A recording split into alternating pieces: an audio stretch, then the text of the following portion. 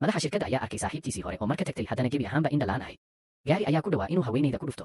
ninkiisi dareen leh ayuu hore ugu soo orday si uu u difaaco, laakiin haweenaydii indhaha lahayd uma aqoonsanin saaxiibkeedii hore.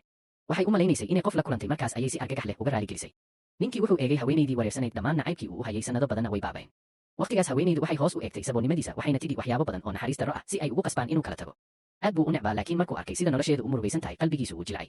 wuxuu isku qasbay inuu ka tago oo keligiis ayuu galay howlka diyaafadda. si kastaba ha ahaatee, wax yar ka hor wuxuu arkay haweenayda oo adeega u kaxeeyo musqusha. ugu dambayntii wuu raacay iyadoo aan ogeyn. haweenaydii indhaha lahayd ayaa nabaradeeda la dhacaysay iyadoo isku dayaysa inay keligeed duubto. isagoo arkay halgankeeda iyo caawinteeda ayuu degdegay oo ka caawiyey inay fadhiisato.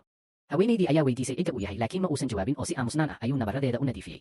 markii haweenaydu ay bilowday inay dhibtooto ayuu ku hadlay, ha samayn dhaqdhaqaaq. waxaa laga yaabaa inaad nabar ku dhacdo. ereyadaas ayaa isla markiiba haweenayda ku riday maalmo. sababtoo ah saaxiibkeed hore oo nabaro ku duubay dugsiga sare ayaa isla sidaas oo kale yidhi. haweenaydu ma aysan joojin karin inay magaca ninka ku dhawaaqdo.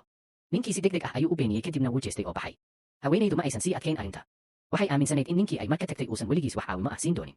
markii ninku ku soo laabtay howlka martiqaadka, wuxuu maqlay in adeertii haweenayda oo si xun uga hadlaya. ninkii isla markiiba wuu socday si uu u istaago haweenayda agteeda.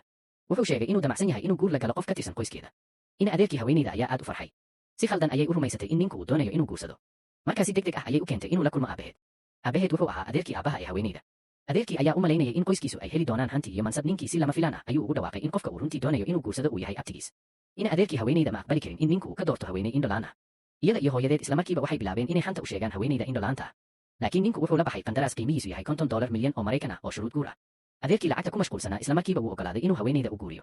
markii haweenaydu ogaatay in adeerkeed uu ogolaaday guur, iyada la'aanteed si adag ayay u diiday inay guursato. haddana adeerkii ayaa u sheegay inuu jari doono qarashka nolosha walaalkeed ka yar haddii ay diido guurka. haweenaydu waxay horay u lumisay waalidkeed, mana aysan rabin wax xun inuu ku dhaco walaalkeed, sidaas darteed si aan raalli ahayn ayay u ogolaatay. maalintii xigtay haweenay ayaa boorsadeeda xirxiftay oo diyaar u ahayd inay tagto guriga ninka. waxay ku dhacday inay maqashay wadahadal uu la yeeshay saaxiib. ninku ma uusan rabin in saaxiibkiis uu arko inuu weli danaynayo, sidaas darteed wuu been sheegay oo wuxuu yidhi wuxuu u geyn doonaa baaritaan jireed si loo hubiyo inaysan qabin cudurro faafa. haweenaydii way carootay. ma aysan fahmi karin sababta ninkan uu guursan doono haddii uu aad u eego. ninku wuxuu arkay inay albaabka taagan tahay, isla markiibana wuu ka qoomameeyey waxa uu hadda yidhi. wuxuu isla markiiba haweenaydii geeyey isbitaalka si uu indhaheeda u baaro, isagoo rajaynaya inuu helo fursad ay indhaheedu ku soo kabtaan. dhakhtarku wuxuu sheegay in araggeedu uu ku dhowaad gebi ahaanba meesha ka baxay, suurtagalnimada bogsashaduna ay aad u yar tahay. haweenaydii waxay ogaatay inuusan u keenin si uu u baaro cudurrada faafa, waxayna bilowday inay u malayso inuu ka xun yahay.